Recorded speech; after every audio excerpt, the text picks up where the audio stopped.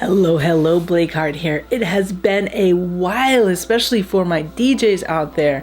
This has been a long time coming. I'm really excited about it because I've got something I feel like has really great value for you for free, and everybody loves free. And you may be wondering, why am I doing this?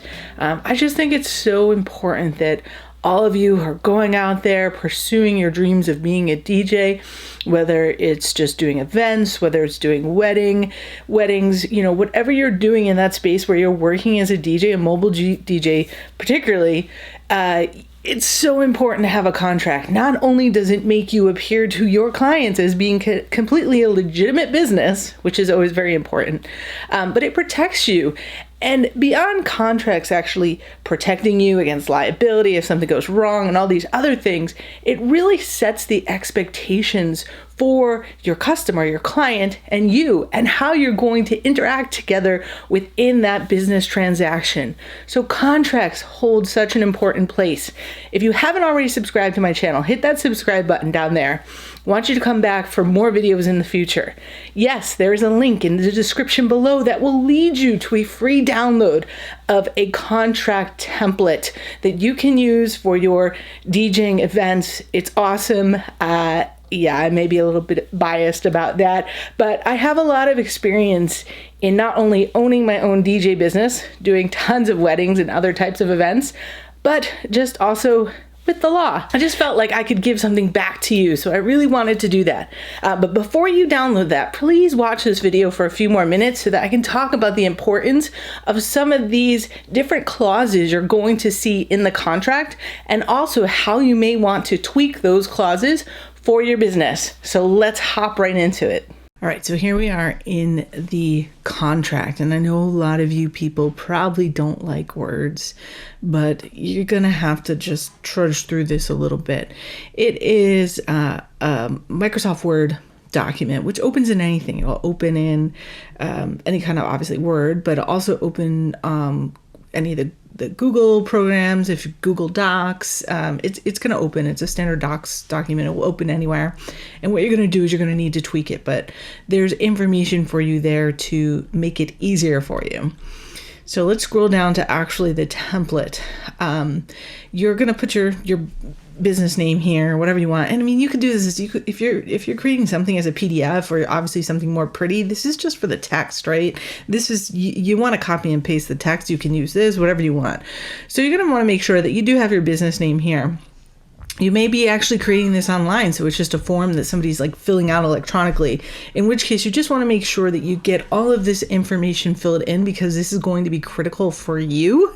Obviously, you need to know your venue. Where are you going? What's the wedding date? When's it starting? When are you starting and stopping? Because that may be different than the actual time of the wedding, and how many people are going to be there. That always helps you, because you want to know what equipment setup are you going to bring, right? Maybe instead of one sub, you're going to bring two, because there's like 500 people there. And then what's highlighted in yellow is what you want to fill in. Again, bride or groom, it could be two brides, it could be two grooms, we don't know. All this information in yellow, fill in. What are you providing them? So I don't know what your particular package is, but you're going to want to put your package here, or have your package stated in the contract as to what you guys are agreeing to. What are they paying for? What are you going to do for them? What payments are you expecting? When are you expecting them? So all, again, the expectations that you're going to have in this business transaction. We're going to talk about further information about compensation. It's really important. Not only do you want to make sure you get paid and make sure you have the information in your contract to make sure you get paid, but that your client understands when they are expected to pay you and how they are expected to pay you, where they're expected to pay you, what happens if there's a cancellation of the event or a breach for some reason. We talk about scheduling. All these clauses are really important. And I think you're as we're starting to go through this, you're seeing that there is a lot of detail here. Maybe you've never seen in a DJ contract before. And that's why I believe that this is one of the best you are going to find out there. Requirements, what do you need? So maybe you need a table. Maybe you need a certain sized area to put your table and stuff within. Talk about the circuit. What do you need? How many amps do you need? This is important because I DJ'd an outdoor wedding that was under a tent. It was probably about 400 feet from somebody's house, and they just had an extension cord going from the house out to the tent. Needless to say, they hadn't taken into consideration the fact that as that extension cord ran all those 100 feet, by the time it got to my DJ setup, I wasn't going to have the power I needed to run my setup.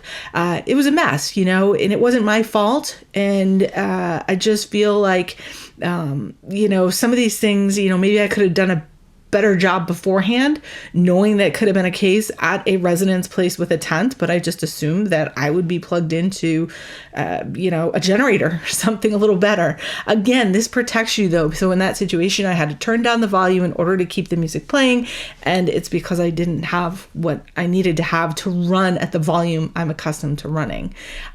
So there you see, reliable power source within 50 feet, right? You know how long your extension cord has to be.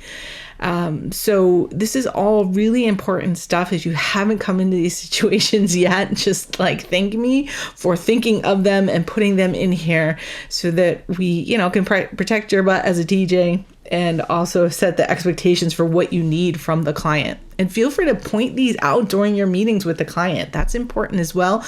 Don't assume that your client is actually reading all of these clauses, even if they have signed it. All right. So, crowd control, you never know. Parking fees, music requests, you want to put this in here because it's a touchy area. And you just want to make sure, hey, get your requests to me. If I don't have them before a certain date, I can't promise that I will have them. Things are obviously a little bit different for those DJs that are able to use Spotify now and pull up things, through Wi-Fi. But you can't always count on having Wi-Fi at some of these locations either, nor can you count on having cell service. So that means you can't even get your hotspot. So again, protect yourself. Whether you want to know what's going on in terms of if there's a hurricane coming through. And believe me, I saw that happen on weekends, where venues were, closing, or it was impossible. There was a emergency situation where people weren't allowed on the roadways. So we want to put that in there. And I have a force de jour too coming up. Accessibility, in terms of you actually being able to get in there, get everything set up, take it down. So we want to talk about getting up there. Is there an elevator? Do you have to climb up 10 flights of stairs? You think in most venues, oh, not a big deal. I was at Cheers in Boston. I DJ'd in the venue there, and it's actually on the second or third floor, and it's an old school building right on the corner of the Boston Common. The elevators are minuscule. Everybody's using them to go up and down. So they're service elevators. People are bringing food upstairs, downstairs. It's an old building. And needless to say, it was a very difficult load in and load out. I have a bunch of good stories, but Cheers, that building, and I forget the name of the function hall that's upstairs from there, but that was a particularly difficult one. I have to say that. Are there threats or harm? Do you need special permits? Want to make sure you have, information in here about liabilities and your waiver for damages. Assigned DJ. What if you need to substitute somebody, right? What if something really, really bad happens? You just want to put it in here that you're going to provide for that, and you are able to do that. Artistic right in terms of what you're playing, covering your butt if you do play something that's not clean. Meals, this is totally up to you, but definitely a great idea when you have a really, really long day. It's not bad to have the expectation that you need to eat at some point in time. Travel fees, this is, again, nice to set that expectation too. Interest charges if you're not paid. Safe working environment. You want to make sure you are in some place safe, and let's put it in here. Force majeure, that means when it's something just out of everybody's control, right? Act of God is what it is, and there's the fire, explosion, something. So beyond your anything that is in your power, you cannot actually perform the contract as has been agreed to. That is so important, any kind of contract. how you're going to resolve a dispute. If you have one, where is that going to be? Are you going to do mediation, arbitration? What are we going through in order to resolve this before we end up in a court of law in formal litigation? Any kind of images that you take during the event, we want to put here that you can use them or how you're going to use them. And then other just miscellaneous, protect your butt, number 21. And yeah, this is so important. All of these, I know there's 21, seems like a lot. There's only a few things you have to tweak in here. And then we get to the point where, you're going to get it signed. Again, you could be doing this digitally. You just need to copy and paste this information where it goes. There's so many different ways to do contracts nowadays. You could create your own forms, whether it be on Google or with other sorts of apps.